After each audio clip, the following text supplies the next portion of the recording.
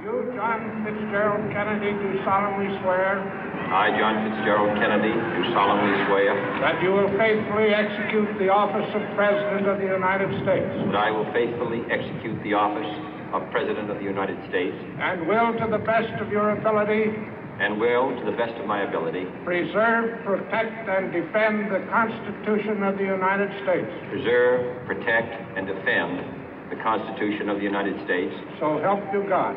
So help me God.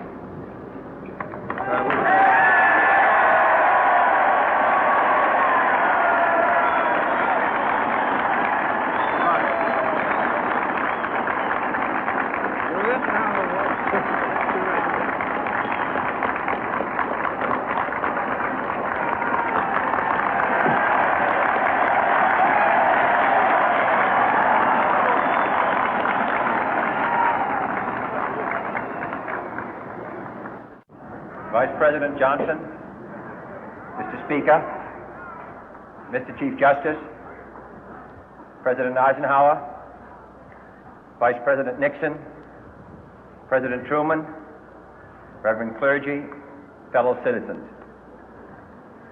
We observe today not a victory of party, but a celebration of freedom, symbolizing an end as well as a beginning, signifying renewal as well as change.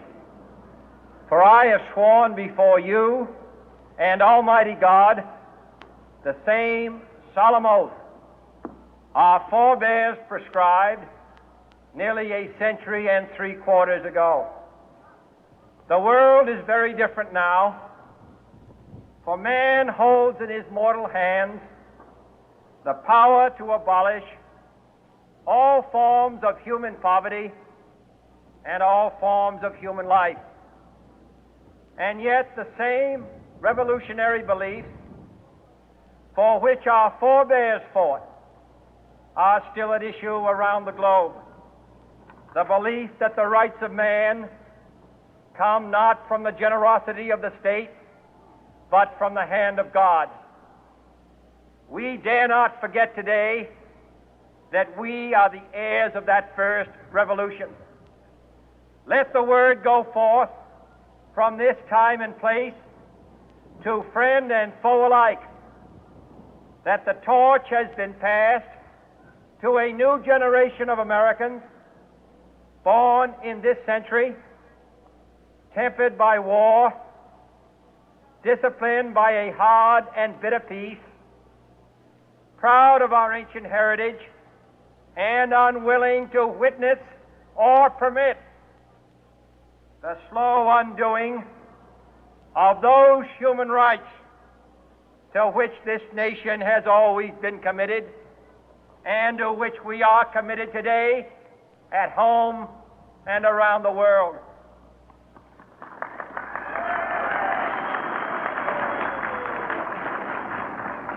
Let every nation know, whether it wishes us well or ill, that we shall pay any price, bear any burden, meet any hardship, support any friend, oppose any foe to assure the survival and the success of liberty.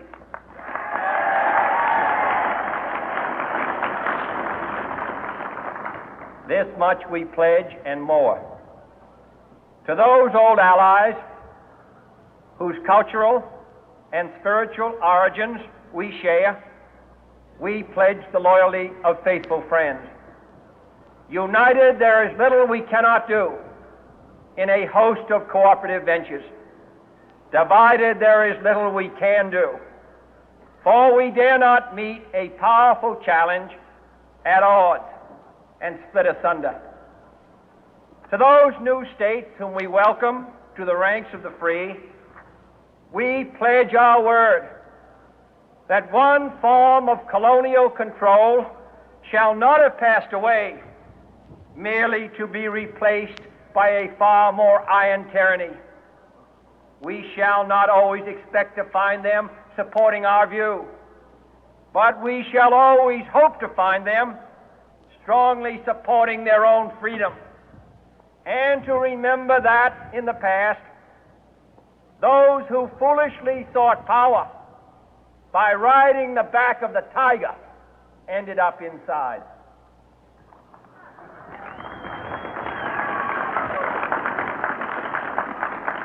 To those people in the huts and villages of half the globe struggling to break the bonds of mass misery, we pledge our best efforts to help them help themselves for whatever period is required, not because the communists may be doing it, not because we seek their votes, but because it is right. If a free society cannot help the many who are poor, it cannot save the few who are rich.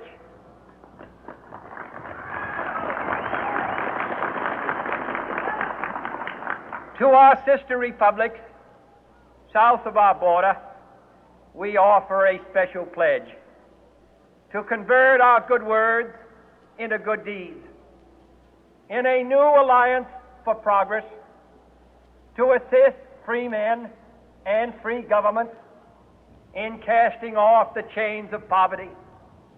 But this peaceful revolution of hope cannot become the prey of hostile powers.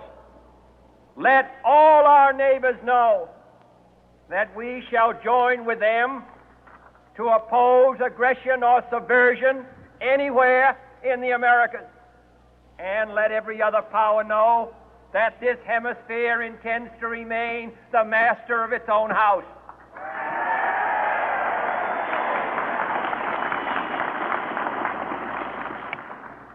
To that World Assembly of Sovereign States, the United Nations, our last best hope, in an age where the instruments of war have far outpaced the instruments of peace, we renew our pledge of support to prevent it from becoming merely a forum for invective, to strengthen its shield of the new and the weak, and to enlarge the area in which its writ may run. Finally, to those nations who would make themselves our adversary, we offer not a pledge, but a request that both sides begin anew the quest for peace.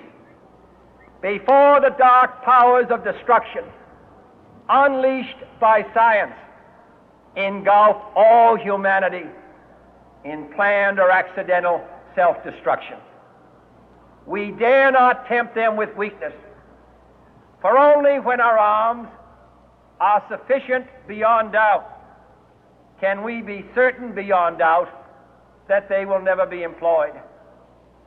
But neither can two great and powerful groups of nations take comfort from our present course, both sides overburdened by the cost of modern weapons, both rightly alarmed by the steady spread of the deadly atom, yet both racing to alter that uncertain balance of terror that stays the hand of mankind's final war.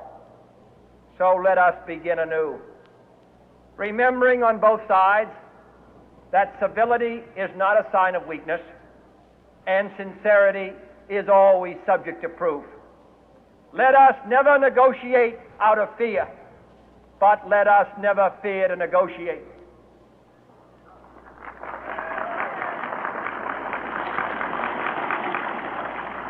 Let both sides explore what problems unite us, instead of belaboring those problems which divide us.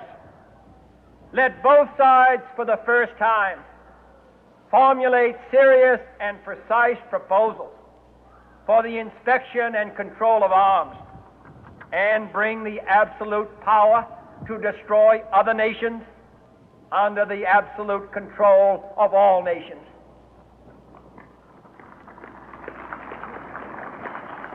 Let both sides seek to invoke the wonders of science instead of its terrors. Together, let us explore the stars, conquer the deserts, eradicate disease, tap the ocean depth, and encourage the arts and commerce. Let both sides unite to heed in all corners of the earth the command of Isaiah to undo the heavy burden and let the oppressed go free. And if a beachhead of cooperation may push back the jungle of suspicion, let both sides join in creating a new endeavor, not a new balance of power, but a new world of law, where the strong are just and the weak secure and the peace